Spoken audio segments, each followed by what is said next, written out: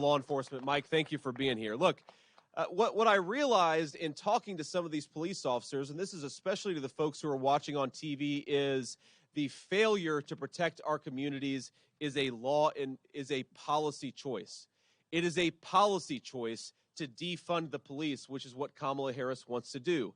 It is a policy choice to open up the American southern border and allow migrant criminals to come into this community and make it less safe.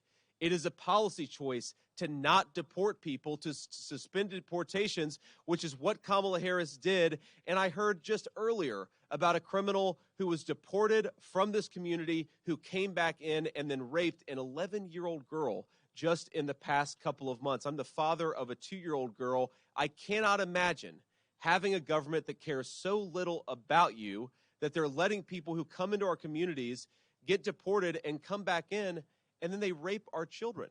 That is a policy choice of Kamala Harris to suspend deportations and let somebody like that into our community.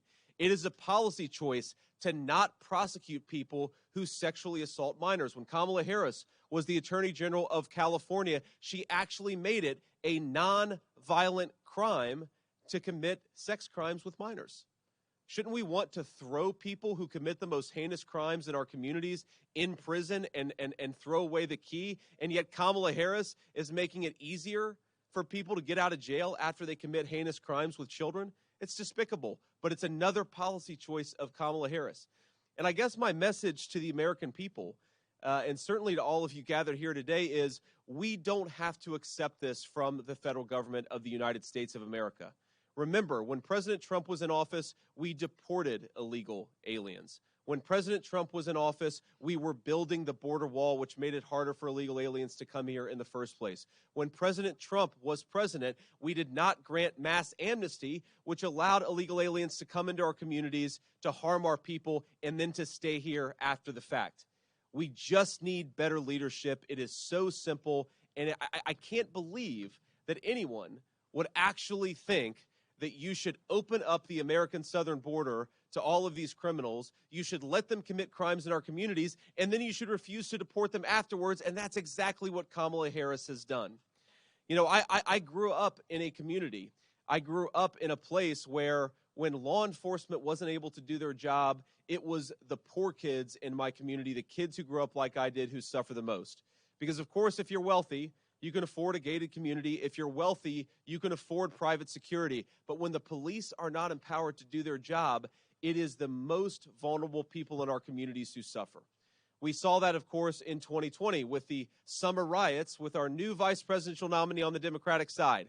Makes an interesting dynamic duo with Kamala Harris, because as he was promoting rioters and looters burning down the city of Minneapolis, Kamala Harris was helping to bail the rioters and looters out of jail. A really vicious cycle if you're living in that community, a really vicious cycle if you own one of those businesses that was burned down, and of course a very vicious cycle if you're one of the poor kids who needs law and order, who needs common sense safety, but doesn't have access to it because our government so often refuses to do its job.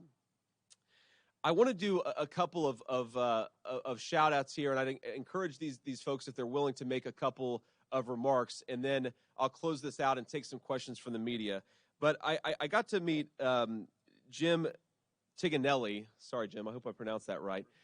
Jim is the leader of one of the most important associations of law enforcement officers here in the state of Michigan. I mean, he told me about just in a 30-day period recently, they lost 3 police officers. 3 police officers who lost their lives in the line of duty because Kamala Harris has sent out this message that it's open season on American police officers.